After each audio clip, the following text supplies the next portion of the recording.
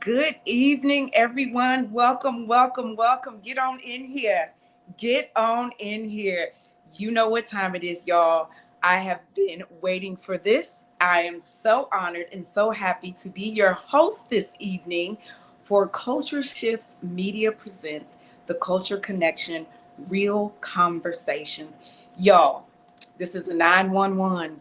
This is the white flag waving, y'all. It is time for us to sit down and have a real conversation about our community, about what's going on in our government right now, the state of America right now, and this the state of the Black community.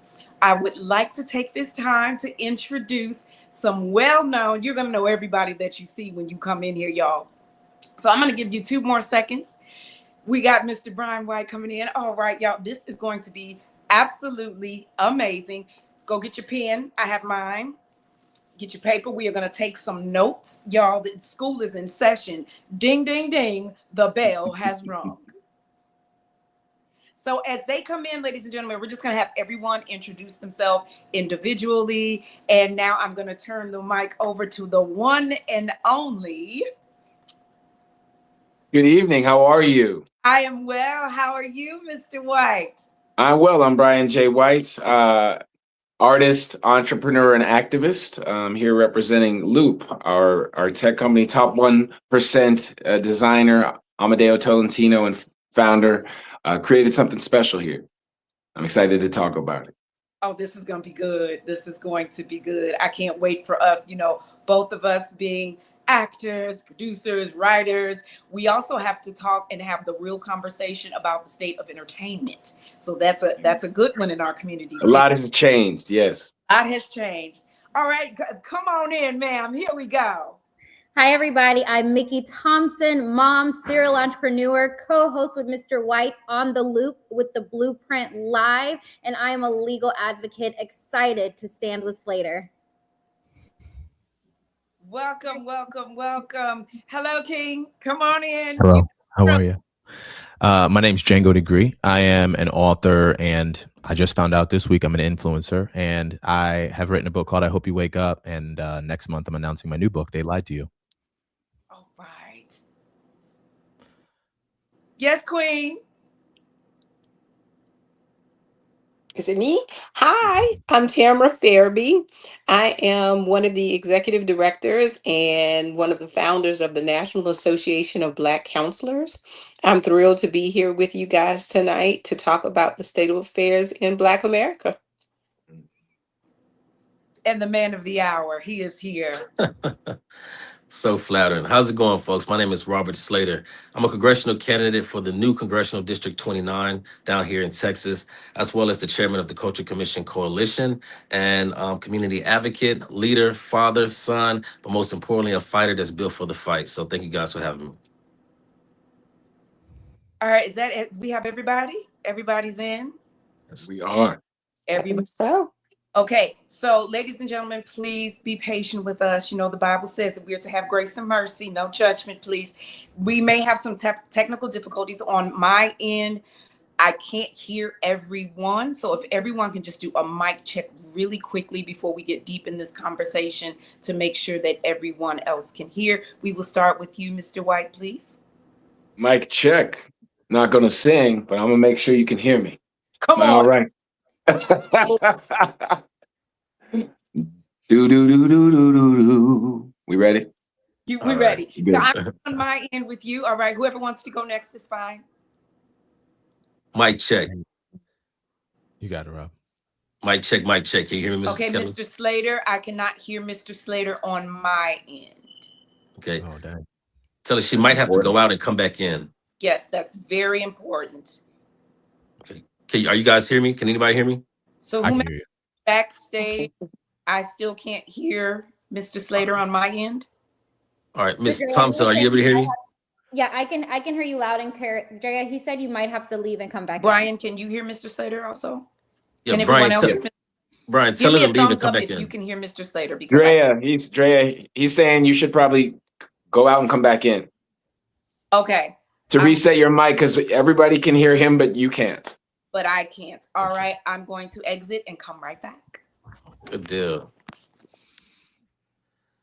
And so while she's doing that, I guess for those that don't know, about a couple of weeks ago, this new innovative app that is out there that's coming on and leading the way is definitely trailblazing. We had the conversation on Mr. White's and team show called The Blueprint, and it was so impactful. And so, we want to just continue the conversation and bring it to the Culture Shift Media and kind of put some visuals to it. So, I mean, how did you guys like the conversation last time?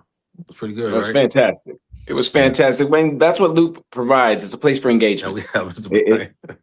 It's a Black-owned, Black-created, Black-funded engagement tool for the community. It's for everybody, but it's a place where the culture can speak authentically and directly with each other. We hosted a conversation with you. Django's our thought leader. Miki is my co-host and the anchor sponsor.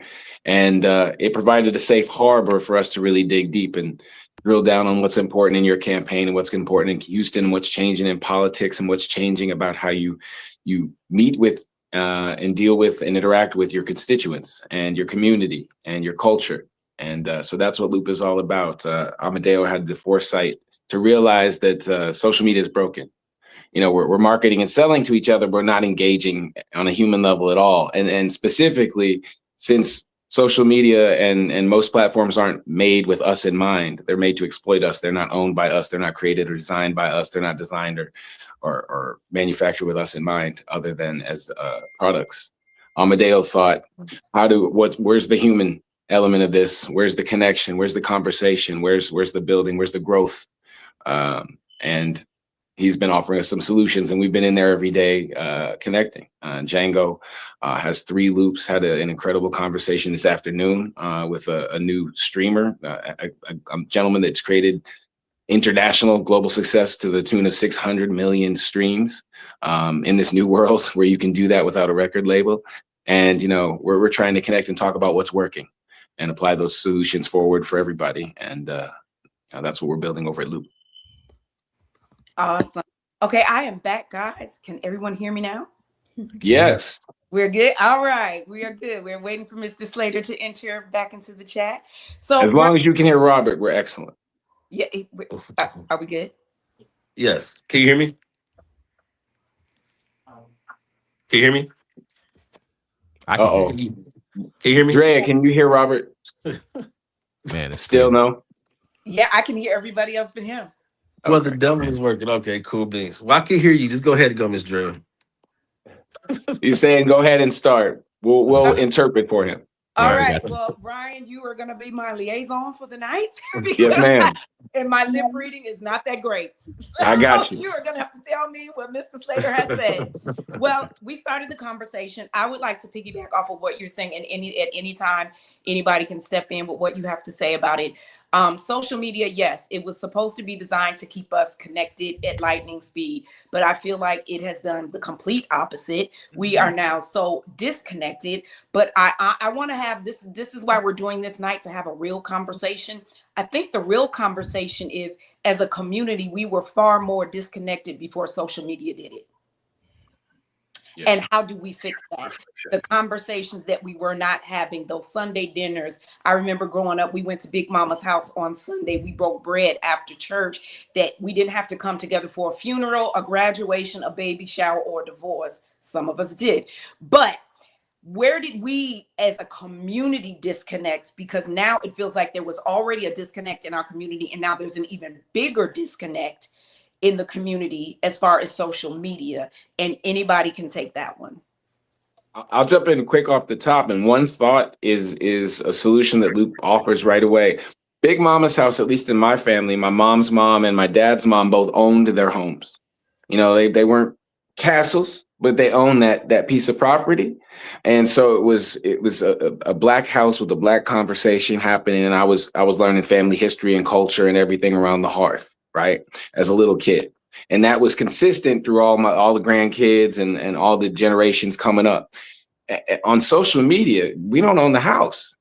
So the conversation isn't our conversation. It's filtered through whoever owns the house. Just like movies or TV shows that have a slant towards the sponsors that own it, and then they don't look like us, so they're not selling to us. I remember, but that pertains directly to Loop, where there's no outside money. Amedeo Tolentino paid for this himself. He designed this himself. He's one of 2 people that writes the code. Elon Musk doesn't write code. Mark Zuckerberg doesn't write code. Amedeo Tolentino, we'll be on with Robert. There'll be a glitch. He'll go, hold on a second, and start typing while he's talking, and all of a sudden it's fixed. Like he's a top 1% on earth designer, and this is a top 1% platform. So the conversation's different because the sponsors aren't, steering the narrative. And so I think that's the first thing. Fubu was a good idea. The factory, if the factory could have been Fubu, Damon had to get the clothes made somewhere, right, and that wasn't Fubu. So there was the problem. But with this, with tech, if the platform's owned by us and the content, this conversation is us, there's nothing but us. And that was the tenet of Black Wall Street. And that's how wealth is built. When 4 or 5 of us get in a circle and start talking and sharing big ideas, there we go. And big ideas with execution and follow through. And I think that's another thing that we need to talk about is we have these meetings and when we're going to meet about the meeting of when we're meeting, but there's no execution and follow through. So who wants to take that one as far as executing, follow through, just making sure that we're just not putting ideas in the air, but how do we make ideas reality beyond a meeting? Collaborations is one way.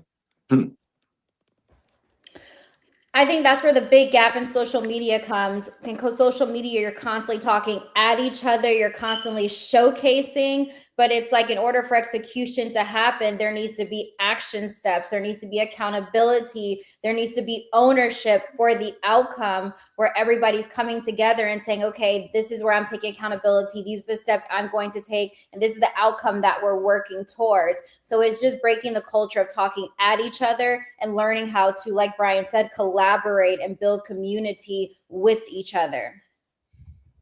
I think forums like this are the answer.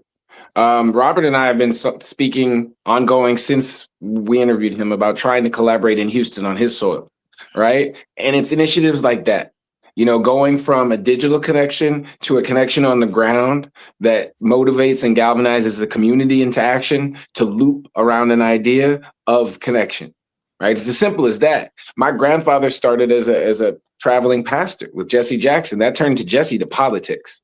But the sentiment was the same. They wanted to connect their congregation, and that congregation extended past their physical community. This is the manifestation of what my grandfather wanted to do, for me. I want to go town to town. I'm in Houston all the time. I'm in Atlanta all the time. I'm in DC all the time. I'm in Charlotte. I'm in where my cities are. I want to connect those virtually and physically, so that the infrastructure is laid like an underground railroad, so that we can do business and commerce. And we're all, Django is a podcaster and a newsman of the day, which now is an entertainer, an influencer. It's all one thing. I grew up with Tom Brokaw as my local weatherman in Boston, Massachusetts, and now he's Dancing with the Stars. I remember when I saw him in LA, he's like, "I'm a fan of your dad." I was like, "You're the anchor." He's like, "I'm an actor." I was like, it blew my mind that the news anchor from when I was a kid called himself an actor. Trump's got a SAG card. It blows my mind that, that him and me have the same agent, and it's me, Tom Brokaw, Trump, so anyway, that just pertains to this, and we're making content. We're making the news right now, so the fact that we own the signal, it manifests what we're talking about. Culture shifts media. And if we own the airwaves that we're on, that's the biggest shift. The biggest, you hit the nail on the head. It's the ownership. And I don't think that people really understand it. And I hear a lot, especially in entertainment, a lot of people, oh, well, the record label is dead and you can be independent. Social media just became the new record label. Mm-hmm. That's it. That's the distribution. And that's what Django and his artist Vavo were talking about. You don't need the label. If you can figure out how to get the interest and get discovered, like people who want to discover you. I don't know what the term is, Django. Like how would you describe how Vavo did that? Vavo paid very close attention to what was actually working at the time, as well as like what really worked as an underground artist. And then what he did was he kind of reverse engineered the music in the way that he loved, but also like he recognized was potentially a gap in the market. And then he went and actually met with a lot of those people, and those people ended up sharing a lot of his music. And then that actually got him in front of those fans. So it's very similar to like what I've been doing with my content. I mean, at the end of the day, I know that we talk a lot about the challenges for reach, but I grow between 200 to 2,000 followers a day. And it's been like that for the last 3 months now. And really, a lot of that comes from the fact that I spent a lot of time, one, learning about the content that I wanted to create and what would work potentially. I made it uniquely mine, but then I went out of my way to actually connect with every person who I followed.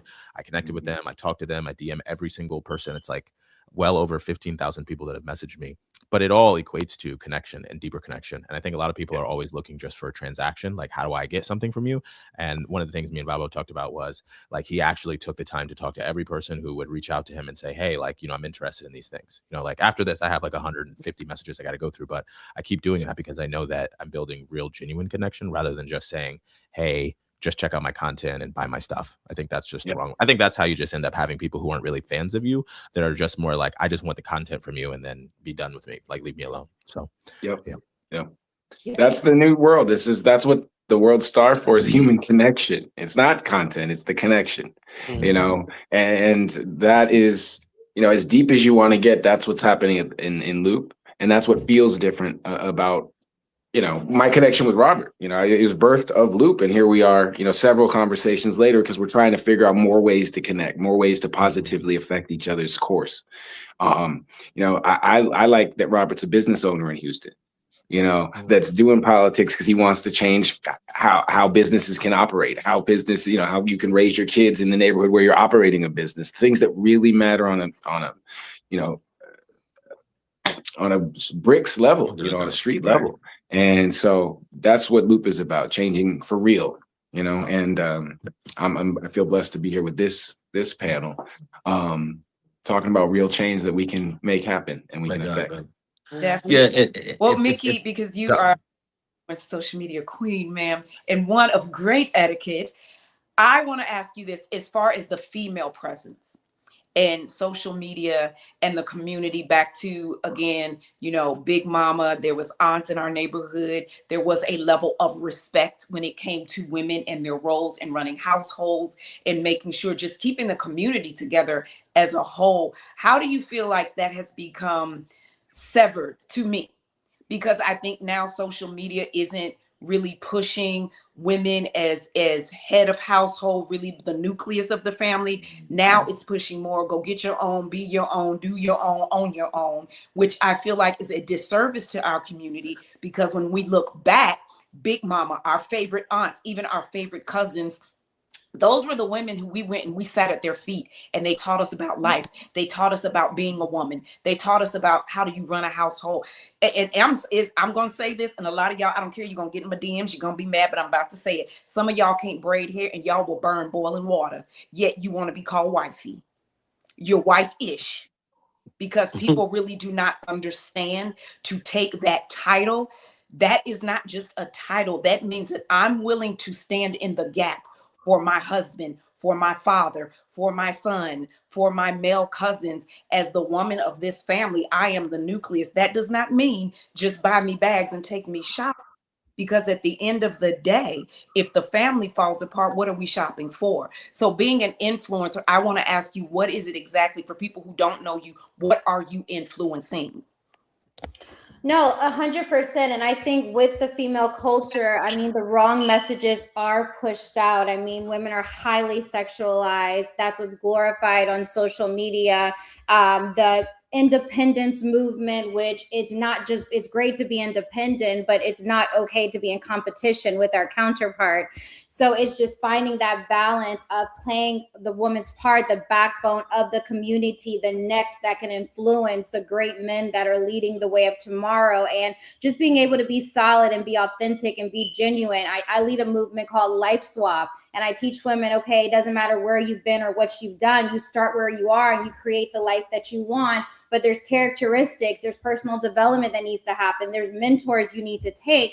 And the algorithm doesn't show you those people. They're there. If you look, there are people like us that are rallying around women to learn skill sets, to be useful, to add value, to not compete, but to enhance, to really take ownership in being that helpmate.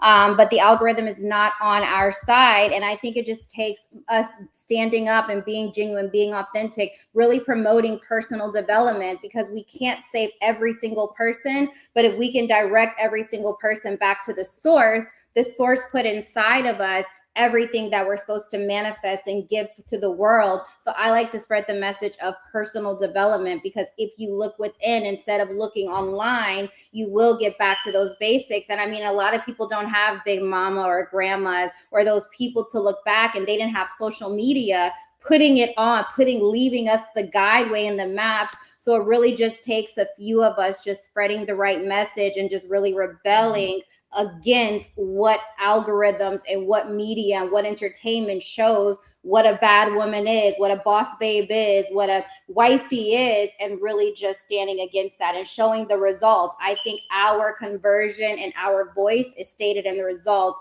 of us walking in our truth. Yes, yes. Dr. Tamara, I would like to hear from you about that also.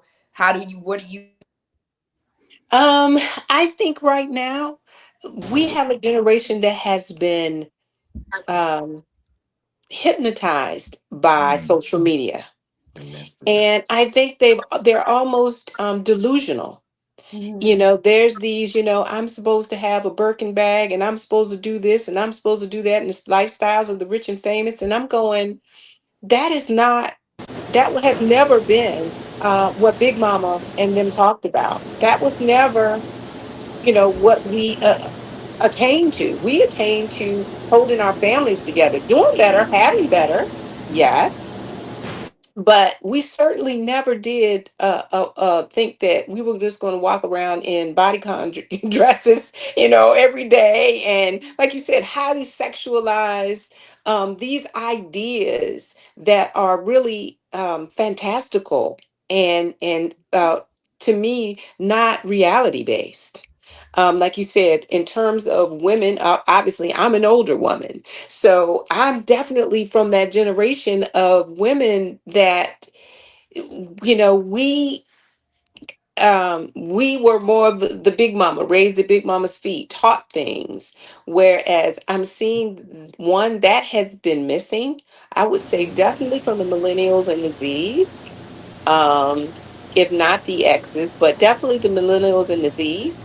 And I think she's right. I think we have to push back against that narrative. We have to push back against this narrative that I've seen of accepting the sexualization of our women, accepting the brutality against our women, accepting the violence against our women, and accepting, calling our women out their name, and all these types of things in our communities that were never accepted. When we were in the 70s, but all of a sudden it rolled out in the 70s in the 80s we didn't, but now all of a sudden it looked like in the 90s and 2000 it just kind of took off and has rolled downhill from there. So social media is, to me, a real problem. I think it's a nemesis in our community. I think it does not promote the right visuals. And I think that subliminal messaging that they always get from social media plays a lot with our young people today. And I think it's hard to get a crew of people when she asked, well, what do we do to get that accountability to get us moving? You have to have people with the same mindset that you do.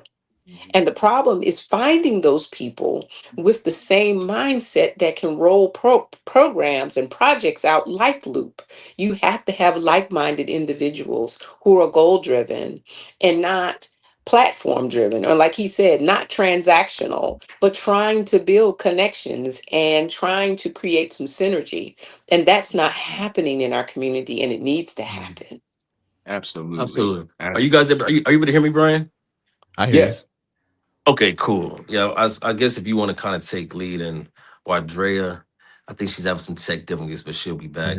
She'll be But back. very briefly, yeah, if I may kind of add to that, I think it's all great points. And I want to give another shout out and acknowledgement. Yeah, I can't hear. Can you hear me? That's okay. I'll be the intermediary, Drea. You can hear me? Your picture's off, Drea. All right. We might want to mute her if you can, Tracy. All right. Can you guys hear me? Yep. I can hear. We're good. Okay. I think that when we talk about social media and the connection, I think it was, the intent was to exemplify or enhance our lives, but not replace it.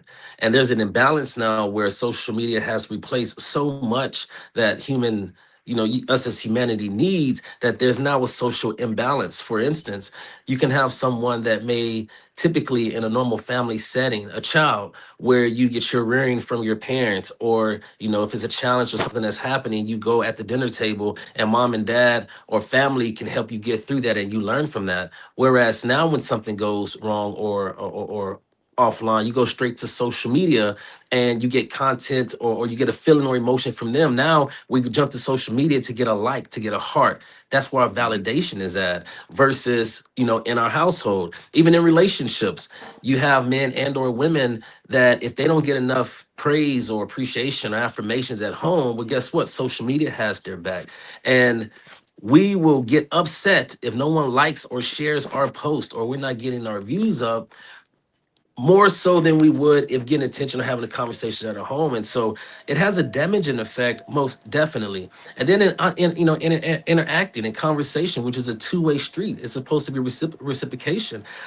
On social media, you can post, and this is not misogyny at all, but let's say a young lady or a female post something, and you can't talk back, you can't slide into DMs, or you got to it's a one-sided conversation. And that's why I applaud applications like The Loop and even Culture Shift Media, where it's a platform created to bring us still back together in a human form, in a contact way, versus supplementing and replacing. So I think we need to definitely get more into that, because now there's so much misinformation that the growth of humankind has been minimized. It's like I could be anybody I want to be, and I've arrived. I want to be an actress. I want to be an actor. I want to be a model. I put a few filters on from Snapchat, and guess what? I'm a runway model. And this is no shade. This is nothing negative to nobody, but nobody has to go through the hard things no more to truly learn the discipline and the levels. And that's why I've literally met someone, unfortunately, that took their life because they lost their Instagram account with 800,000 followers. They took their life because that was their life. And I think that should be studied and delved into a little bit more. But and unfortunately, as we study that, social media keeps evolving. We can't keep up, especially with AI.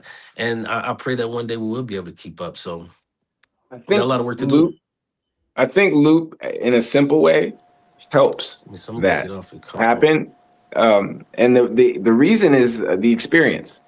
Django had a post about old school video games and how long it took to perfect your moves. And when you were a kid, you'd be in a room with a group of kids for hours and hours and hours practicing together with a common focus. And these days you could play games like that. There's no experience. There's no human experience. And the same thing when Robert debates. The debates these days are 2 minutes long and everybody wants to get off and then post about what they did and tally the wins. But the debate didn't actually happen. I didn't see Trump debate anybody, because it's not about the issues. It's not about the topics. It's not about the conversation. But if it was, he couldn't win that. Right. So when it gets back to actual conversations, like if you hear Django do his interview, it's not a normal conversation. Right. That's why you're listening. It's going somewhere. It's in depth. Incredibly well read. So whatever comes back, it's servant volley, and it's alive, and it's an experience. And so that's why I asked him to be a part of, the Blueprint Loop, to help me elevate it. I'm not that type of host. That's why I asked Miki to be involved. She's a businesswoman. She's our anchor sponsor. She's helping me do the business of keeping this on daily. I needed somebody that's better than me in that section. So I'm surrounding myself with community, and that's not what we're seeing on social media. We're seeing a bunch of individuals trying to take all the shine for very little substance. And that's not going to be long lasting when there's a more powerful alternative like Culture Shift or like Loop, where it's about substance and where you are having an experience, where you can tell the difference in the light. and we turning the lights on in 2026, and that's it. You can tell the difference when you experience it. Just like you can tell Robert is going to be around in politics for a long time because he's a man of the people. He's a man of the community. His heart's in the right place. He's a businessman in a local area trying to affect local change. He's not where that leads. I'm supporting, but he's not the other thing that's out there trying to shine a light on himself in a community he sees he can exploit.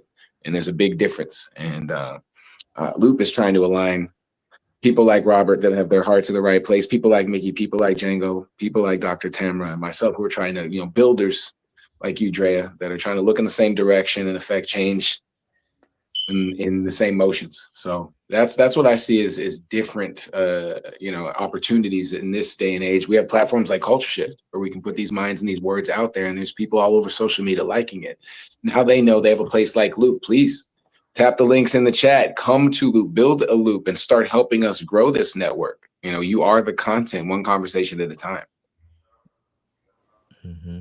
Well, sorry, ladies and gentlemen, we had some technical difficulties, but your girl is back, and so is her baby here. So we're going to continue. Just what you were just saying about the loop, get in the loop. How do we get people? Because unfortunately, it's like some people, they don't get on until you get on. We have that really badly in our community that, well, first I need to see if it works. Well, it doesn't work if you don't engage. If you don't engage, it doesn't grow. So to see it flourish, it has to grow. So what would you say to people that are kind of like, oh, well, I don't know. No one knows about it. Everybody had a first something before they were nationwide, worldwide. So as a community, even people that are not familiar with Mr. Slater, what can we do? Influencers, using our platform, using our influence, people that we know, the people that we rub shoulders with, just how do you get people involved and letting them know that you're the source. If it's not growing and you don't know about it, if you're not part of the solution, you're actually part of the problem. For us, it's very simple, Drea. We need to, after this show, schedule the date for you to be a guest on our show. What we do is amplify. Our simple thing, we each have our own loops, our own businesses, but one thing we do together is a platform like what we had Robert on. You have a platform, we'll have you on, we'll share it for a hot second at a date that works for us all on a Thursday. Boom. You'll help us get 2-3 special guests, music related for Django in the future. It makes some introductions, and we'll do our creative thing and show how looping together helps people and builds, and that it's that simple. We figure out how to use the commonalities that we know to create common success for all of us and push it downhill like a big old snowball. And, it's simple. We build together. And if I can, and Brian, let me add this too, Brian. Let me add this. When we met Amadeo and Brian, we talked about a couple of months ago, and we loved the concept, we loved the idea, but it came out of a need. For those that don't know out there, our social media is being taken over. Media for Black voices is being taken over. You may have a BET, but BET is not Black owned. And at the end of the day, you got Black people come into a place, and then the commercials is driving your dollars and our economy towards away from the Black community. And so now an algorithm is telling us what to say, what to do, what to think. And the more that you oppose or voice out certain things, then your reach is limited. And you guys all know that when you post things on social media left and right. So what we want to do is that create safe places for Black America or anyone to come to a table or source where it's unfiltered, it's raw, it's not an algorithm telling you what to think and how to go. That fireside chat. And so the beautiful thing about the loop is that, it's not visual, it's audio, but so you don't have to dress up like Zoom. You don't have to get ready and get a pretty background, right? You can just come to yourself and just listen. And I think that is the biggest thing that's needed these days. Us folks need to listen to draw information, pay attention versus being distracted by, so many other things. And so we have an advisory partnership with the Loop, the Culture Shift Media, where when we have our different programs, and Ms. Dre is going to have a show on the Culture Shift, every single content creator will also have their own loop. And so when you come here, we're ultimately going to drive you to the loop for those offline conversations, for those private conversations. So me running for office, guess what? On this platform and so many platforms, I'm not able to say and do so much. But if you want that raw data, those raw plans, then get in the loop and meet me on the loop. And so that's kind of what those partnerships are for. And we need more like them. I want to edify what you just said. I want to scream it to the sky. You talked about BET. I work for BET a lot, right? It just got bought by Skydance. Skydance is Oracle. All right, Oracle's led guy named Larry Ellison on Sinclair Media and some other things, which is the news, right? 70% of the news. And they're trying to buy Warner Brothers. You've heard about this deal, right? That would be, they own the narrative, like to the tune of 80% of the content you see on Earth, which is called like BET. It's for us, right? It's not for us. It's not by us. It's intentional. You buy 80% of it, and your news organization is given the culture's content. You're trying to shift the culture in the wrong direction. You're doing your foundation and tenet is the opposite of the purpose of this network that you're watching this on, and that's now BET. That's how important this is, right? And the antithesis of that exists in very few places like Loop, where you have a guy that's not Larry Ellison, but has enough muscle and like Amadeo to say, nah, I'm just not that. And if everybody wants to rock with me, we don't have to be that, because distribution comes down to all the things that talk about the content that's on that, which is where social media, we support that. We either say it's great or it's not great.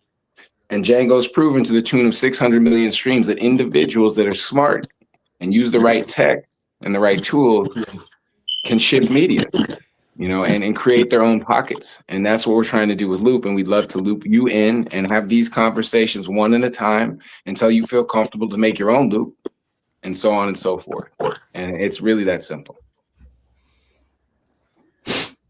Anybody else before we pivot here? Because I've got a question. Because we talk about social media a lot, but like you just said, Mr. Slater, social media, but is it really social? Do we really talk about social justice, social injustice? And because you have a place like the Loop where you can freely have these conversations, because again, the algorithm, and then you get shadow banned, and then all of a sudden you can't do any lives because they really don't care for what your content that you're putting out there, even though it's supposed to be a platform for content and to speak freely. What can we do in our community as far as people who are not social media savvy, who don't understand how the algorithm works? Some of them are still on Facebook with no avatar. It's like, I'm not answering you because I don't know who this is DMing me or sending me messages. So how can we get that out there to even educate some people if you're not an influencer or if you're just not into social media that way? Because I think it can be a wonderful platform, especially being in the loop, keeping us in the loop about just social injustice, social justice, what voting looks like, why it's important to vote, why having somebody like Mr. Slater running in the district that he's running. Most people have no idea about the redistricting that happened in Texas. And if it can happen there, it can happen anywhere. But if we don't even know where to look for it, we don't even know what hashtag, we don't even understand, like, if I click on this, it's automatically going to send me more of this. So how do we educate them on, if you want to see it on your timeline, to get in the loop and know what's going on, what you do? I would love to jump in. If I can right quick and miss Yeah, you got it, Rob. Go ahead. Go ahead, Django. Okay, awesome. So I think one of the things I've done with my content is I've spent a lot of time working to teach people why educating yourself matters. So yes, I talk about popular culture. Yes, I talk about Drake or Kendrick or the next big thing that's happening. But I always tie it back into the books that I've read about, like, Jean Baudrillard and hyperrealism, or W.E.B. Du Bois and the Souls of Black Folks. And people have sent me pictures of those books, and they're reading and they're taking the time. And so I think for a lot of people, they've not actually read much, or they haven't really seen the use of trying to gather more about their world. And like, one of my favorite quotes by Ludwig is that the limits of my language are the limits of my universe. And so I think a lot of us just don't have the words for what we feel and what we need to communicate to change the world. And so I just keep telling people, like, just take some time to educate yourself in a way that works for you, which I feel like I'm helping people see that value. But I think if we can keep pushing people to educate themselves and learn about not only the world around them, but also even about, like, how the government functions, right? Like, I've told people to read certain books that they've never taken the time to. Like, I was rereading about the I reread the Declaration of Independence the other day. I'm like, what? I haven't even taken time to read these things. So I think by taking the time to reread through things that can kind of teach you to have the language for the reality you want to live in, I think is sometimes the biggest thing, so that when those conversations come up, you're prepared and ready to kind of speak your truth, which I think is oftentimes our biggest challenge in the culture. Amen. And I find when Django speaks or Robert speaks or Miki speaks, and with Dr. Tamara today, there's a transfer of energy. This is a real conversation. They're giving something of themselves when they speak, and you don't feel that on social media. But every day that I'm in the loop, I feel that. And so one of the things that I would like to promote to everybody that likes the loop is to take it to those places where you go to share your energy, your church, your sorority, your fraternity, your private organization, and share it with the people there. Those are the people that you bring back to your sacred spaces. Loop is a sacred space where you're sharing and protecting your energy. So I'm suggesting to the people that like their experience in Loop to take it to those places. I'm bringing my family there. I have a family Loop. So my mom's in Loop. My sisters are in Loop. My brothers-in-law are in Loop. My daughter's basketball team has its own little private Loop. They use it like social media instead of social media. So it's a group of 20 girls and their parents. But I'm finding that it's a real place for deep connection. So families, churches, your private organizations is where you start, and you build together from there. Because once you start to huddle with those people, we created a family business around my daughter. We didn't think about it before, but once we were together in a loop, hey, let's try to do this. And that's how it's going to work with your friends as well, like me, Django, and Miki. And that's where real growth happens. You know, when you create the right community, it's aligned in the right way and empowered in the right way to do incredible things. It's like giving your family superpowers. I love that. And if I may add real quick, and I want to speak to everybody that's listening earshot that eventually will come across this. We as a people must reset and redeposit value back into our collective. And what that means is, like, during the 60s and the civil rights movement, we had men, women, old, young, grandmothers that walked across the bridge that protested, knowing they would face water hoses and dog bites and getting beat and possibly lose their life. But that was a sacrifice because they knew that their part and their role in that particular moment was a greater good, that they were valuable, that they had a value that would add to the collective, and that price would pay for the collective freedom. These days, we've allowed society and economic disparities kind of force us into tribalism, into our own tribals, into our own household, to where we're not a village no more. And so, to Dr. Kelly's point and question is, how can we get more people to the loop and get them into these platforms? The answer is simple. We each have a responsibility. Collectively on this right here is about 1 million plus followers, if not 2 million followers. Whether you're an influencer, whether you're an entertainer, whether you're a leader, a pastor, whatever, if you have a platform, then you have a responsibility. What are you using your responsibility for? What are you using your influence for? And so you got to take that and put it to a call to action. So for instance, if Brian is saying, hey, we need to get as many people to the loop. This is not a business call. This is a collective space to get as many voices into a safe spot, a safe place, so we can start planning, connecting, that'll benefit the whole. And so when that call to action is called out, then it's as simple as everybody on this show, everybody's listening, go to your Apple store, download the loop. It's a black icon with 2 rings intersecting. Get on, follow one of the loops, and start there. That's not hard. And so everything don't have to be transactional where you're battling on TikTok and you're trying to get some stars and some coins and some money. We have to reevaluate and understand that we need everybody in this fight. Because, for instance, I'm running for Congress in a new congressional district, and I'm up against big money. I'm up against big organizations and lobbyists, oil companies. When I legitimately want to fight from a civil rights perspective for my community. But what do I have to do to get there? Sell out? Absolutely not. So we have to sacrifice and understand, saying, hey, man, everything is a transactional. Give me a couple of hundred, give me a couple. There's no money that's being exchanged because we understand that the collective is greater than the individual. Or guess what? When you get by yourself, you're going to need the collective to save you, and it's not going to be a collective there. So we have to reinvest and revalue what our purpose is. So to accomplish what Robert just said, you go to the App Store, any App Store, right? The name of the company is Connected Circle. Connected Circle, right? The name of our app is Loop. That's the platform. So it's Loop by Connected Circle. Now you can find it. Okay, when you install it on your phone, you go to Discover, right? So you're gonna look up Blueprint. Blueprint Loop is me, Miki, Django, and in the chat is Robert's stream right here. All of his information. So all of us on the stage right now, you can get information on everybody by doing that one thing. Remember, Connected Circle and Loop. Now you're in the loop. Okay, you can get in touch with the four of us inside Safe Space. We own that space. Let's build. All right, anything you want, it's free.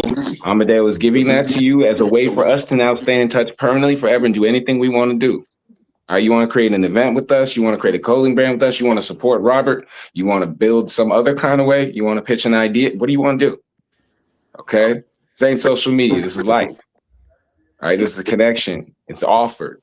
Robert's validating me, I'm on the stream so I can say that, right? If you trust Robert, come. You trust me, come. You know Miki, you know Django, come. You know Dr. Tamara, you know Drea, come. We're all looped together. It's everybody's individual space. You can come through me and get to them and not mess with me. You don't need to be with me if that's how you need to climb through the phone, but we're making it possible. We're looping together and showing you community right here in action. Join us, please.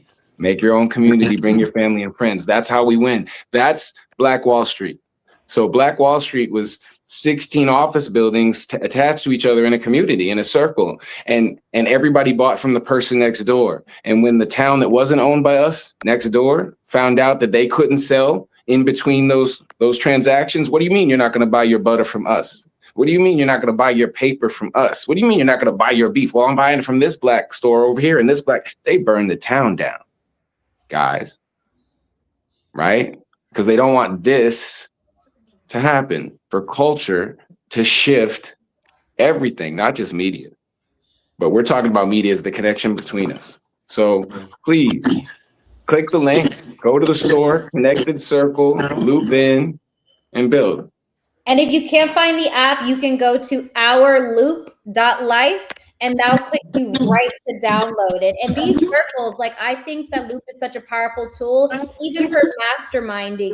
Get 5 of your closest friends or family members that you want to accomplish something great with and start inside the Loop. You can create daily challenges. You can drop videos. You can drop photos, and it's organized. Social media gets so cluttered. It's so overstimulating. Sometimes I've just been off social media and I'm focused inside the Loop because it's the people that I want to see, the people that I want to talk to, the information that I want to consume. And so start with the mastermind, grow your mastermind into a collective, grow your collective into a community. And that's how you start building camaraderie on the app.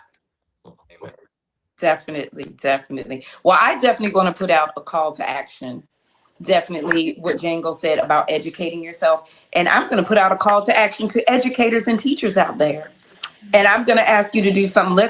When he said, take a look, it's in the book, The Reading Rainbow. Well, we don't like to talk about illiteracy in our community. And what Django said is very important. Educate yourself, but I can't educate myself on something I cannot read. And if you are living in poverty, 9 times out of 10, you do not have discretional funds to go get an audiobook.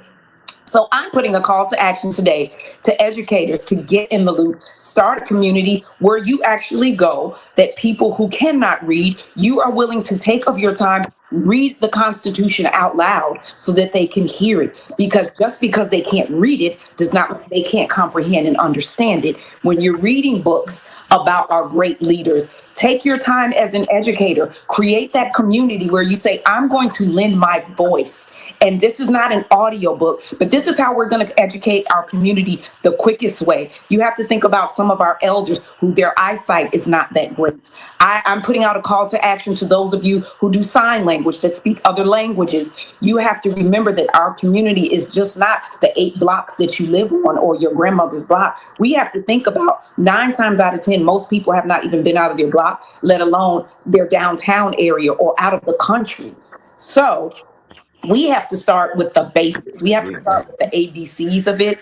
Even I'm going to put a call to action. Those who say, we have to have financial literacy. Well, guess what? Some people literally do not know checks and balances. They don't know about a savings account. I don't even know how to start one. Where do I start? So I think we really have to understand that there is a great part of our community that, not saying they're remedial, but we really have to start with the basics of the things that they did not teach us in school. And if they did teach us to it, well, it was 8th grade the last time we had to know the Constitution in order to graduate. That was probably the last time. And if you're not in politics, you're not involved, if that is not your thing, if I'm just a local hairdresser, 9 times out of 10, I don't even know the laws that are affecting me, where my salon even sits. I don't know who's the mayor. I do not know who's my alderman. So we need to just have community conversation in that, breaking down what are the branches of the government. What I know, the last time I had to know it was, I'm only a bill, and that was the electric company. And that's how we learn. But it's, what do you guys think about that we do need to start an audio loop for people who are not literate, who cannot read, for them to get this information? Because again, we can put it online as much as we want to. We can recommend books all day long. But if I can't read it, I can't comprehend it. If I can't comprehend it, I can't put it to use. I am so excited about that idea. Yeah. And let me add, because I know Brian Wills is turning, and I love it. But if I may, let's talk about some problems. For instance, let me use the federal government laying off most of its workers. 3% of Black women make up this country, African American women. Yet, during the government layoffs, 12% of them were Black women. That's 300,000 Black women that lost their job, their benefits, their social net security, just like that. And given the rate that Black women are the head of household in their household, imagine how much that has affected. Less than 1% of contracts, governmental contracts, go out to Black folks. And everyone knows, to be wealthy in this country, you got to have some type of form of governmental contract. And I'm not talking about rich, I'm talking about wealth. The top 20 richest people in the world has government contracts. From Elon Musk, everyone, right? Black people, we are losing. We're going to lose if we don't come together and start understanding, and we're reacting instead of being proactive. When I first started to run for office, I found out that there was more money in federal research for cat and dog urine than there was for women with lupus. We have to get in and to be able to create these spaces of information and understand that, hey, we can't afford to live in a silo. We're losing our media. We're losing our basic needs and our safety net to where we're forced to depend on someone. How many Black farmers do you know? Well, let me tell you, out of the 3 million, only 30,000 of them are Black farmers. So if the world was to go through some type of catastrophic event right now, a lot of us don't know how to fish, don't know how to hunt, don't know how to skill, peel, kill, survival. So we got to start having conversations to not make no one feel less and or more, but we can't run away from the political system. We can't afford to keep on saying, well, hey, that doesn't affect us. You know why it doesn't affect you? Because when the government shut down, it doesn't affect Black folks. We'll still do a line dance and having party going out because we don't have those contracts anyway. We're not farmers. You're right, it doesn't affect us. We're not a part of the table and the people that it's affecting. But we shouldn't be proud of that. We should be content with that.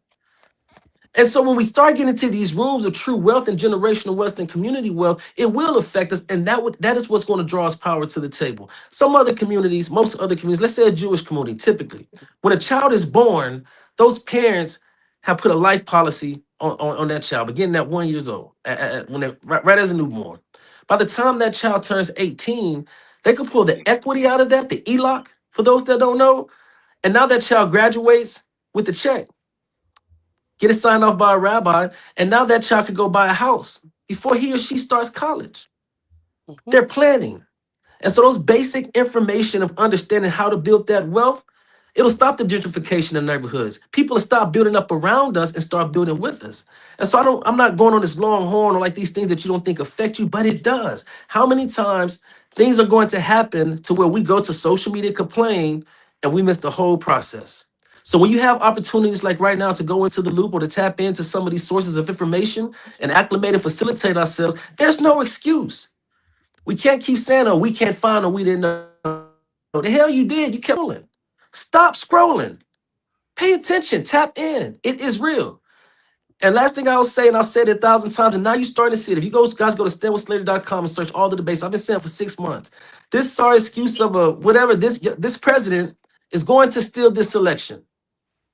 There's a slight cause in the Constitution to where a president can only run 2 terms, but there's loophole and discretionary where commander-in-chief is not to exchange or lose command during the time of a war. So now what do we see now? Every agitation taking over Greenland, taking over Iceland, Canada, Venezuela. If that don't work, we're gonna start a civil war. If that don't work, breaking down everybody into silos. So then he come back with $1,000 check and act like he's the big daddy with a rescue. That's slave mentality, Jim Crow 101. We have to start looking ahead where they're headed versus where they're at. And it starts with conversations like this. It starts with stop being afraid of what we don't know because we've been used to pretending so long on social media. Tap in, humble ourselves, and let's come together and start tapping in and let's start getting it, man. Our civilization communities depend on it. Go ahead. Robert just talked about silos, everybody. And again, Amadeo is the top 1%. He designs, he consults for all the other companies, right? But then he created this one for him, for us. He's giving it away, right? Loops are ours to keep for free. All we have to do is use them to build silos that are interconnected, right? Because if that happens, then you can protect yourself. Everybody's got their own protection mechanism and it's looped together, right? In a community that funds itself, that protects itself, that arms itself, that teaches itself. And that call to action that Drea said, if you're in the business out there of helping educate the Black community, if you're funding that, if you're interested in funding that, if you want those eyeballs and that traffic, come to us. We want to have a conversation. We want to create those rooms for you. They're free. I'm sure we have lots of friends that would love to do the reading if those rooms are powered, right? If the lights are on. So if that's your business and you want to help make that connection, we can get the people there. We have the interesting readers to make the content very interesting if we have the sponsors and the companies that have that as their mission. That's the call to action. So if you want to reach out to Robert and have a meeting, let's do that. There's 1 million people in here. 2, 3 of you own those kind of corporations.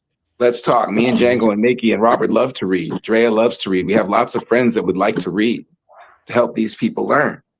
And if that's your mission, let's do it together in the loop where we can take all that money and all that information and all that power and do something with it. Do more than that with it. And that's what we're trying to talk about here. And Brian, Dr. Ferebee, I would like to if you add could that. add in, yeah. Go ahead. No, I was about to say, if you can add in that space where you're about to go ahead, I know where you're going. Well, I would like for the National Association of Black Counselors to get a loop, to pass that along to our membership, and to have some conversations about mental health within the Black community, because that's something else that we're not talking about either. And we have some real problems that nobody's talking about. The suicide rate that is escalating exponentially, that we are obviously have a much higher incarceration rate. We have a much higher homeless rate than anybody else. We have a much higher foster care rate than anybody else. All of these things lead to poor mental health. Incarceration, foster care, those things lead to having higher incidences of poor mental health. And so in our community, we can't afford that anymore. Like he said, we've got to change the narrative. We've got to change what we're doing. And so, we have so many mental health providers who need to come together and have those conversations. And one of the things, interestingly enough, Rob, one of the things that we are really getting into is advocacy. We're actually learning to lobby. We're actually learning those things now. And I'm a mental health therapist. That's what I do. I don't know anything about politics, but we're actually taking the time to learn that now, to realize that we can't stay just with our clients and with our patients. We've got to advocate politically, whether we want to or not. We have to learn that process, and I am actively in that process, and so are a lot of people on our board. So the loops, I think, are necessary, and what we need to learn, the different professions need to come in to learn, to work together, to, like I said, for that synergy to be able to move things along. That's it. We've seen historically, like the Divine Nine Coalition, the group, If we could get all the Divine Nine on each side to have a loop nationally, come on now. NSBE, the National Society of Black Engineers, in each city, in each state, their loops are very, very strong, but they're not nationally connected. They are online, but not, there's different levels of the Black community and then the Black churches. Like you connect those three waves, those three tiers. I feel confident about our chances about protecting ourselves from anything. But it's just a matter of looping them together. So we starting with 1 million people watching this conversation. We're trying to give you something for free. If you've heard anything of value, Connected Circle, ourloop.life online right now, ourloop.life. It's free. Make a loop. And also, Django and Brian, if I can, when I talked to Dr. Ferebee, it was months ago, the first time I talked. And anybody knows me, man, I shoot for the Mars with ideas and problems. And Donald Trump had just passed that big, beautiful tax bill or whatever. And that thing had passed by 1 vote. And ironically enough, the district that we're running for has been without representation for 200 days. So that 1 vote that wasn't in Washington, D.C. was because this district in Houston didn't have a vote. And the ramifications of this bill affected this city by I think the 3rd in the whole country, whatever. So I was talking to Dr. Ferebee and was like, what if we can offer free counseling service to the whole entire district of 800,000 people? And she didn't blink an eye. And we started talking about, okay, what if we could, get some up and coming counselors or what can we do? And we weren't able to move it forward, but that's the type of innovation and conversation that we had by connecting. And that's my whole point on this conversation, this platform tonight is nothing. You could put 100 people in the room and I could tell you 1,000 ways that we are connected to help each other, even with me running for office. And that's the way we have to start thinking. We have to start seeing what is our role in our place on this 8-legged spider. And so definitely that's where the loop connect us in to stay in the loop. Culture Shift Media is the video aspect of visual, but we want to push people down there so we could give those educations and give those teachings. And I understand the business, what they say, the game is to be sold, not to be told. Let me tell you, right now, the clock is broke. We got to give some free information because it's an investment. Everything, some things are an investment. It's more transactional on the return of investment. And other cultures know that. They pick up the phone and call and get that free advice and get that job and get put on because they know the more I build into you, you're going to build into this. And guess what? We lock down power. That's how power is held. And so we can't put a price on anything in our silos, but we have to be willing to give our skill set and our talent for a greater cause and a greater need. The time is now. I will tell you this much. I went to school with a guy named Eli Roth, and Eli Roth is a partner in Facebook Watch, which is their TV network, right? So every social media platform is distribution, right? And everyone thinks of themselves as distribution. Facebook sees themselves as Netflix if they can get it to work, but they can't. So loop is distribution, one conversation at a time. If you were holding a script, Robert, and I was holding a script, we're making a TV show. There's no difference. And so we want all of the community in. Every one of you million people listening right now is providing content. You have something to provide in this network of our community and our culture. We're a news network. We're a daily talk show. We are social media. We are scripted theories if we write it down. If we start playing sports, we're now the NBA or the NFL. So whatever we decide to do, if me and you are having a conversation, we decide we want to make clothes and we put a link in our loop, we're now a clothing store. We don't need Target anymore. We don't need Amazon anymore. So loop is limitless. The limits are confined by who's in the conversation, which is why we're trying to get all million people to come. It's free. You don't like it, delete it the next day, but start having a conversation, start building intentionally with people that look like you, that you're already with. You're with them in this million pool, not building, right? You're thinking about building. Take another step. See how much it elevates you. Yeah. And there's nothing to lose. It's so important what you're saying, Brian. And you hear this, like Mr. Slater just said, information. But what we have, just look at the word information. Without information, you can't get in formation. So we have to have the information so that we can get in formation, so that we can make a change, so that we can start building. And being in the loop is going to help you do that. Knowing what you're voting for. Unfortunately, we live in a world where some people just, you grew up in a house and everybody told you, oh, just vote Democratic, don't matter who it is, just go down the line, we black, vote Democratic. You don't even know what you're voting for. And that's what I would say about Mr. Slater. He's doing it the old school way. Feet or boots on the ground. Like, that song, it should have been made for him, because you got to have boots on the ground. You have to be in your community and you have to see what it is, not sitting in your palatial estate and somebody bringing you stats and telling you, oh, this number and that number. It's different when you're in it, when you have some skin in the game. But I feel like, again, ladies and gentlemen, get in the loop, because you have to have information to get in formation. And until we do that, we will always be behind the 8 ball. What Mr. Slater is saying is nothing new. Unfortunately, we are still marching, protesting, and talking about things that I can talk to my dad. He's 70 years old, but he can also tell me the very things that they marched for and protested for were the things that his dad. So at some point, we do have to say, wait a minute, we have to take this horse by the reins. We got to grab the bull by the horns.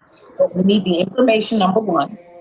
And like we said, it has to be a willingness to say, like, Brian, we know. And then when you're in music, you're creating a film, whatever, it's a back end deal. Okay, I'm not getting paid up front, but I know my back end deal looks like this. This is what I'm going to put into it. Again, this even goes down to our communities when we say buy up the block. Well, let's get all of our Black construction workers, builders, people that flip homes. Okay, if you know that you're not going to make it on the front end, what does that look like on the back end? So we can start building our new Black Wall Streets, building them everywhere. Because I think we have gotten, and again, I would say I think it's because of social media, we see a life of opulence, but opulence is also telling us exclusion, and exclusion is also saying separation, and we're a different type of Black. But at the end of the day, when rubber meets the road and these laws that are put in place, it doesn't matter if you're the other Black. We're all black, if everybody understands what I'm saying. Yes. Yes.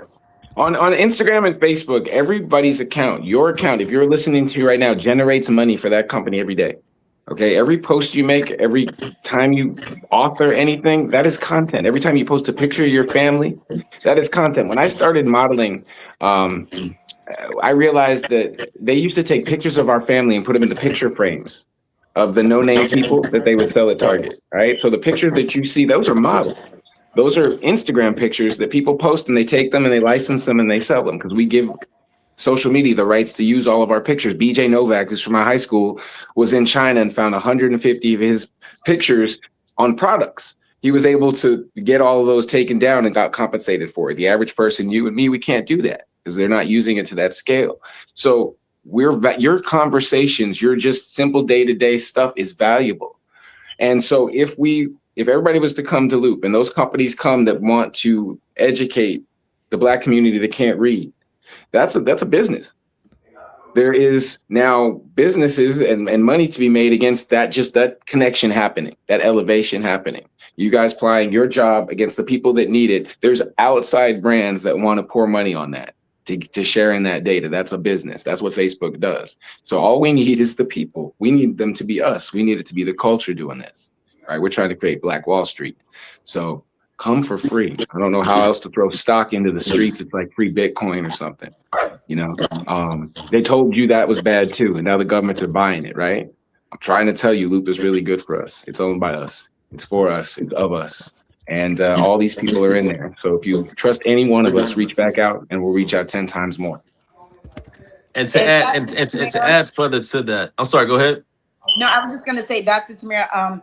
So I wanted to talk about what you were talking about, just mental health awareness, knowing. Can you just elaborate a little bit on that? Because I think in our community, we like to say, I'm just going through something, or it is what it is. It is what it is, has been what it is for a very long time in the Black community. So we need to stop saying it is what it is, and we have to make it that it's not. I did a film, and it's out. Yes, shameless plug, but here we go, y'all. Polar, where I played the character Lynn. And when I say it took and this is just me playing a character. And again, this was not one of those situations where, we didn't do tear sticks, we didn't do peppermint. I literally just became that character. And the roller coaster, it took me 2 weeks after filming and playing a character that is bipolar. It took me 2 weeks to emotionally come down off of that, from the crying, the screaming, the laughing, the depression, the confusion. And she had different, because you can be bipolar with schizophrenia. There's just so many layers to it that Mhm. I don't think people realize. And I really wanted to get more involved when I realized this is how I feel, and I'm just playing a character, which means I can disconnect from it. This is somebody's life all the time. But there was a side of her: business owner, savvy, a mother, a wife, all of these things. But we also grew up in a community that says we don't air our dirty laundry. What happens in this house Mhm. stays in this house. But unfortunately, we have to realize one of the reasons that Mr. Slater is running health insurance, not being able to go get therapy, to go see a psychiatrist, all of these things that will not be available to you when you need the help. So can you just educate our public a little bit on how politics and social and mental health really do go hand in hand when laws and things are put in place where you don't even have access, even if you are diagnosed or undiagnosed, that the two really do go hand in hand? Oh, they most definitely go hand in hand. That's why I said I really need to spend some time with you, Rob, with the advocacy piece now, because what's happening is people are getting taken off other platform. They're getting taken off Medicaid. They're getting kicked off, Medicare and things like that. When they cut those programs, when they cut the grant funding, when they cut those types of programs out from underneath you, what happens is in our community, sadly enough, we have, through epigenetics and some other things, we have, for lack of better terms, we have co-signed on toxicity and a lot of unhealthy behaviors. Some of us carry a low level depression all the time or anxiety all the time. So there are things that are running through our community, that have been running through our community, that need care. They've needed funding. We've traditionally not been funded well. And now what has happened is that they're taking the little we had and even taking that. And trust me, it is affecting our community. I'm seeing it already. I'm seeing people not be able to make their appointments. But I'm like, Brian, there's a way around this. We can do this. We got to do this. It could be sliding scale. Actually, we're actually starting that we're starting here. We're starting with a men's network, and we're doing men's wellness. And basically it's black men's coaching, and it's going to be a subscription type service, but it's a lot cheaper than being able to be in therapy all the time. But what it's going to be doing is teaching and giving tools to black men to handle their mental health and to handle it well. And so through the coaching, through the teaching, through skills labs that they are able to come in and practice, and do things like that if they want to, through us also being able, having a mentoring program and teaching others, um, we hope to improve and also to triage black mental health, especially for men, because some men just need tools. They don't have a mental disorder. Other men do have mental disorders, and they need triage into treatment. So what we're doing is creating, um, a community, basically, to get black men to be comfortable to talk about, and that it will be led by black male therapists. The black female therapist will be in the background. I'm one of the ones in the background, but the men will be leading this charge for this. I plan to create another one for women as well. So, but we're starting with the black men. That should launch next month. And so those are the types of things that we're doing, that, hey, if we can't skin a cat one way, we can skin it another way. There's ways to bring healing to our community. And I know that, like she said, we have layers, and we do have some folks who have layers and who need treatment and all of those things. But most of it, I'm going to tell you, is skills. It's just skills. It's things that we just haven't been taught. If you haven't been taught how to be healthy, how do you know how to be healthy? You know? Gotcha. What you're talking about is one of the applications of loops. There are subscription loops now, right? So Okay. loops can be membership only. They can connect to your Stripe account, and you can take credit cards today. Okay. And people can pay in various ways. So those type of, you have skills and you want to create a community to monetize your skills, come to Loop, come tonight. Mhm. There's a lot of things that you can do there. We're trying to create these kind of ends, these kind of communities, these kind of support networks, whether they're for pay or they're for free, we can handle both. But once we're in community, we can do a lot of things. Mhm. Yeah, we can. And another thing that I think too, I'm always with my call to action. Health also you get out of your body what you put into it. I have been a vegan for over 10 years now. And when I teach my classes, a lot of people ask me like, Drea, oh my God, you had 3 kids. How do you stay in shape? Like for a woman your age, you're still dancing, doing these things. It's also my temple, what I'm putting into my body.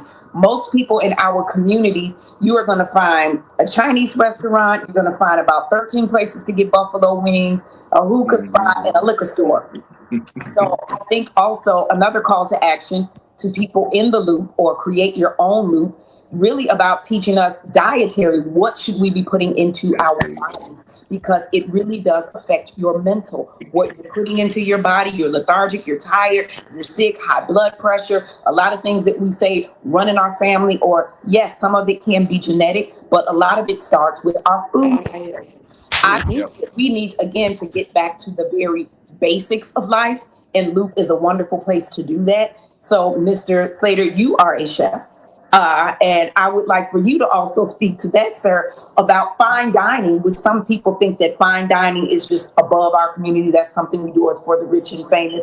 But people don't understand, and I know it seems so left field, but people really don't understand what we put in our bodies really does affect us mentally, how we pay attention, what we Mhm. retain, getting up, exercising, all of these things, because I don't think it's just a one problem. I think, like I said, it's many layers to this onion that we need to peel back. And people that are in a position, or people like us who have a platform, if you can educate, go to the, it takes nothing for you to put up healthy recipes. Where do you go to find farmers markets? How do we barter? That's something I think we need to get back to too. Like Mr. Slater said, 30,000 Black farmers. Well, guess what? If we were all doing what we needed to do, I don't care if that's a 2-hour ride, because we don't have a problem jumping in a car and taking our kids 2 hours to a water park or an amusement park, but we have a problem going 2 hours to a Black farmer to get produce and meat from him. So let's talk about I that. think I I would got like to know about black farming.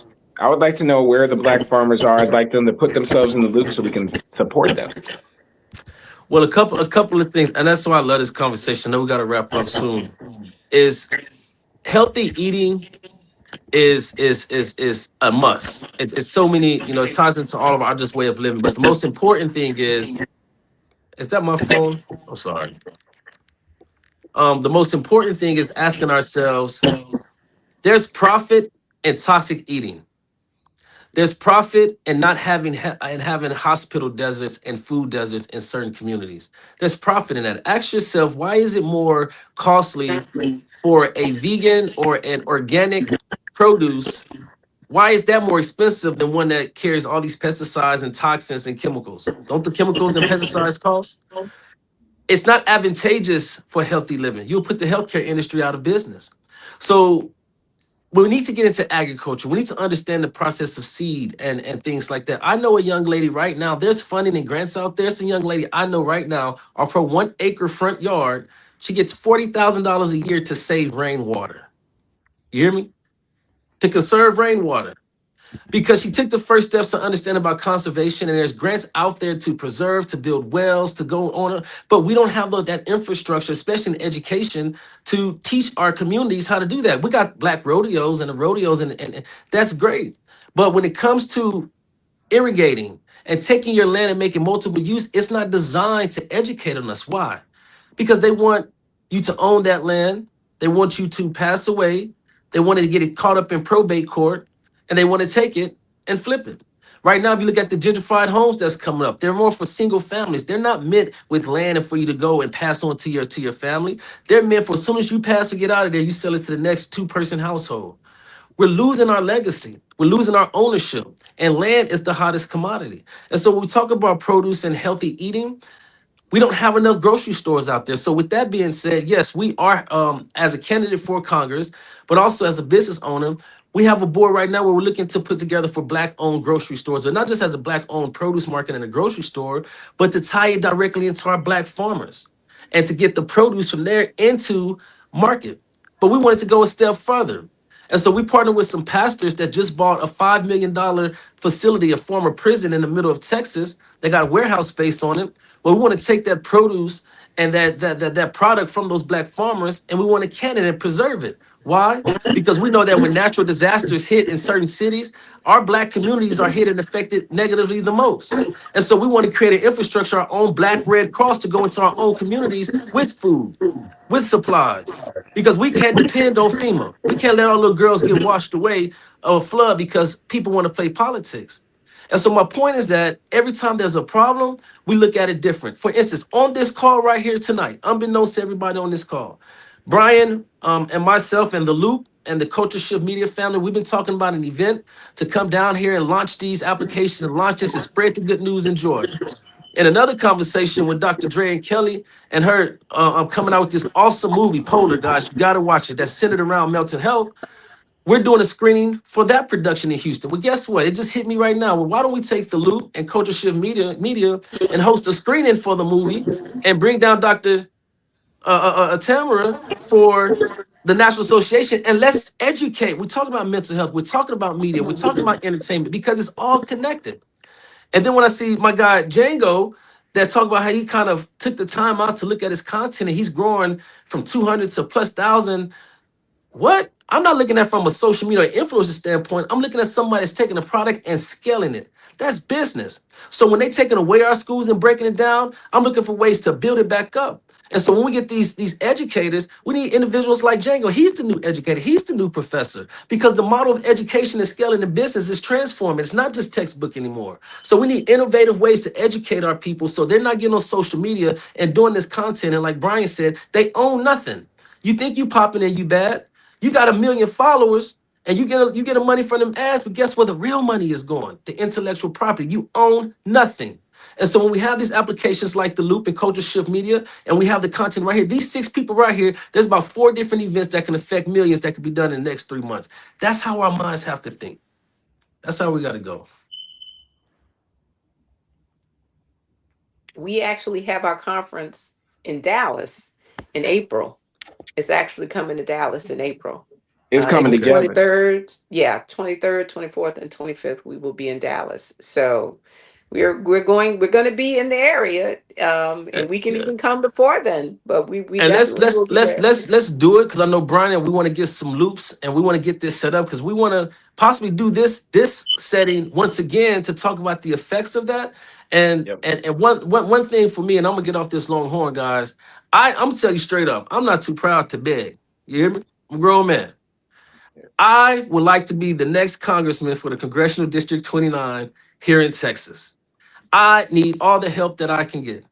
I need, go to our social medias that stand with Slater, like, heart, share, tell a friend and tell a friend.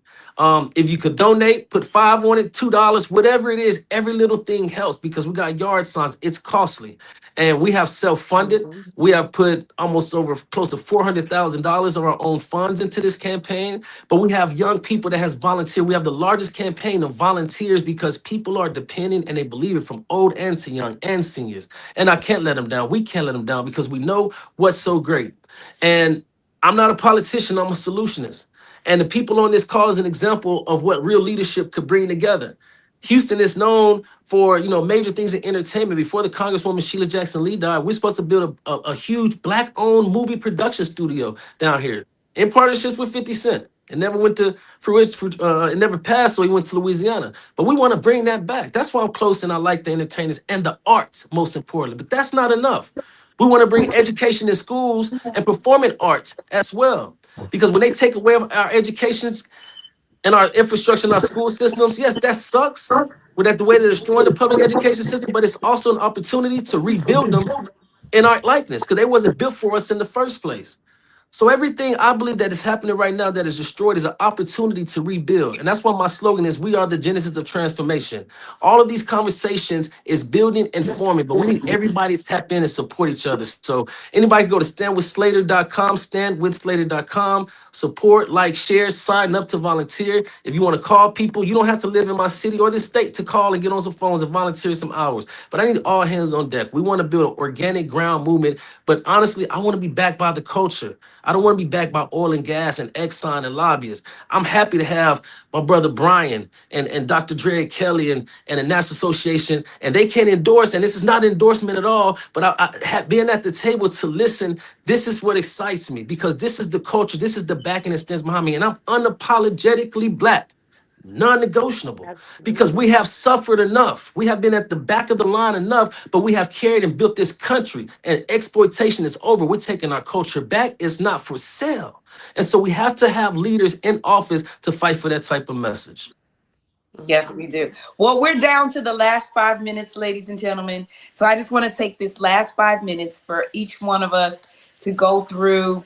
What are your closing remarks? What would you like to leave on people's mind? What would like in the forefront of their mind as we part ways, never leaving, just parting ways momentarily. We need to definitely do this again and again and again and again. So in our last 5 minutes closing out, what would you like to say? I would like to say that the reason I'm here, I stand with Slater, right? I met Robert. We had the honor of having him on our program. Love what he's about. Loved his personification of Loop, right? We're about the culture, about the community, about connecting, about activism, about changing things. And that's why I'm here. It's not anything more. It's self-serving. Robert fulfills my purpose. My purpose is looping in my culture, my community. That's what Robert's message is. That's who he is the fabric of his character. And I'm here to support that. Thank you. Making me smile. I love it. Amen, brother. All right, I'll go. I'm here simply for a multitude of reasons because it's my responsibility. Whether we win, lose, or draw, we're not going nowhere. This is the beginning on many fronts. I always like to say that what if Martin Luther King was a congressman or Malcolm X was a senator? Civil rights have always fought outside the political system, and it has affected laws and changed laws. But these days, we don't have leaders like that anymore. We have politicians filling the gap, talking about this. Scrap all of that. It's time to move civil rights and the justice and the fight inside the political system. The opposition did. They coalesced around the messaging. They mobilized their media. They drove their people to safe places to indoctrinate them negatively, shall I add. And I always say that the antidote is in the poison. We must mobilize. They've shown us the way. It's not the right way, but it's duplicative. And we could do it for the benefit of the good. And so it's time to mobilize and organize. And I just stand to be in the gap as a leader on all fronts, to be a voice, to be a sustainer, but also to be a general. I don't like the word as me personally as, Black men are kings and this and that. And listen, Black men are generals. We build, we protect, and we conquer. And we support our sisters, we support our daughters and our family. And when I roll, I got generals with me. And so I need your support. I ask for your support, but also that you support these brothers and sisters on this platform. Go to Loop so you can stay in the loop. Stand with Slater has a loop on there. The Blueprint has a loop. And these are great conversations. And it's free. And it's nothing that we're asking back, because guess what? Pouring this information and conversations into our community is the return on investment. And we want you to tell a friend and bring a friend and tell a friend to bring a friend. And join us there and keep these conversations going. Let's not be disconnected. And so I ask that of everybody, and also go to standwithslater.com to follow and support, and also get ready for this awesome movie called Polar, starring Drea Kelly. That's impactful. That's going to get her an Oscar, Tony, Grammy, what's they call it, EGOT or something like that. All of the awards, all of that, no Rotten Tomatoes. And also let's tap in and let's elevate mental health awareness. And Dr. Ferebee is on here, and she's going to be on here a lot more, being a forefront, especially down here in the South in Houston, of passing that message. And I stand with her, and I thank you guys for joining. That's all I got. Anybody else? Well, Robert, I will say you are definitely a king, and that is because a king is not only a general, but they are also a soldier. They are in the field, and they are at the top in the meetings leading the way. So I appreciate that. And I just want everybody to know here that the conversation, to be part of the conversation, it doesn't require perfection. It doesn't require a degree. It doesn't require accolades. It just requires you showing up and participating, taking what you learned inside this conversation and going back to your community, going back to your churches, going back to your family and having these conversations and just circulating these conversations and allowing them to grow, forming your own masterminds, forming your own groups, and just starting in your community. They say we have to be the change that we want to see, and it starts inside your home and it carries into your community. So as we stand with Slater, I just want you guys to remember to just show up daily, because it really does make a difference. Mr. Django. I had myself muted, but I have a book coming out here soon called They Lied to You, and I just want to take the time to reiterate that I do believe that education is the path to just helping you understand what actually matters to you. I think for a lot of us, we just don't have the words for what we feel, and that is honestly where I think a lot of the anger and frustration comes from. And so I will just keep advocating to try to make learning fun. It's not enough for me to just say, hey, like, you should go read a book. I think that you need to go enjoy reading. And that's what a lot of us lost in school. So I'm going to continue trying to make content that helps people connect back to learning and learning in just different ways, in the ways that we typically like to enjoy, like popular culture. And I think that's why people have really loved the content that I've created, because I'm not just saying like, oh, hey, look, this happened to this person. It goes, hey, have you ever thought about it from this perspective? Have you ever read Hume or Nietzsche or some of these other people? Or like I said before, W.E.B. Du Bois or Booker T. Washington.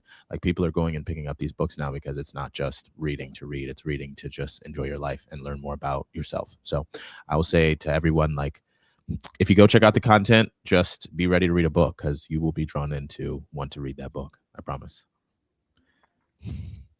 I'm here and I'm glad to be here. I'm new to Loop and all of these things, but I'm excited and I'm energized because I like to build coalitions.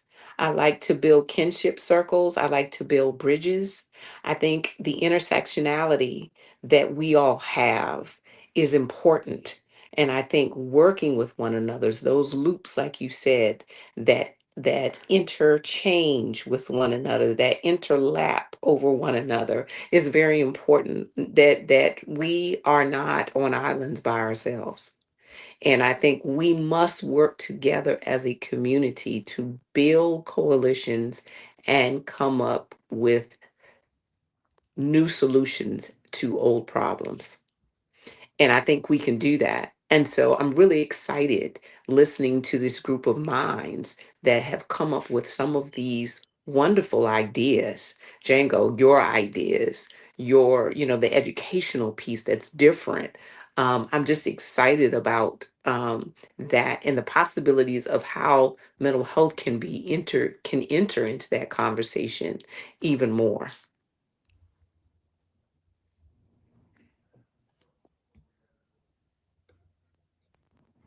Looks like Brian's on mute. Were you about to say something? Yeah, Brian? I can't hear you, Brian. Oh, I'm sorry. I see in the chat, Robert is having some technical difficulties. He was kicked out. Oh, okay. Okay. And it looks like Dr. Drea, are you still here? Yeah, I'm still here. Can you guys hear me? Yeah. Yes, ma'am. Okay, we're still here. Well, hopefully Mr. Slater can get back in, but I was just saying this has been such a pleasure. And thank you for all of you who tuned in. You could be doing anything right now, but what you are doing right now is you're getting information so that we can get information, so that we can make a change. I will also say I endorse and I stand with Mr. Slater, and I double what you were saying, Miki. He is just exemplary. And you, Brian, I remember when you first became a father, and I remember sending you a message telling you, thank you for being a father and not a baby daddy.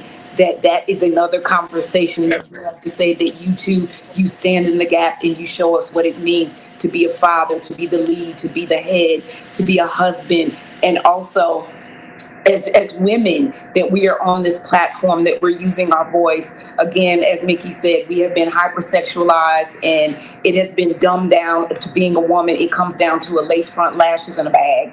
It's sad that that's the state of affairs right now, but we are using our platforms to change that, and we are going to stay in the loop.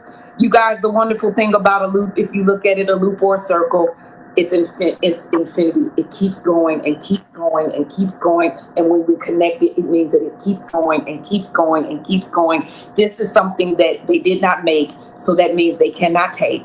And I hope that you take away from this conversation that we are in power, we are powerful, we are warriors, we are strong, we are the originators, but we also must be the educators.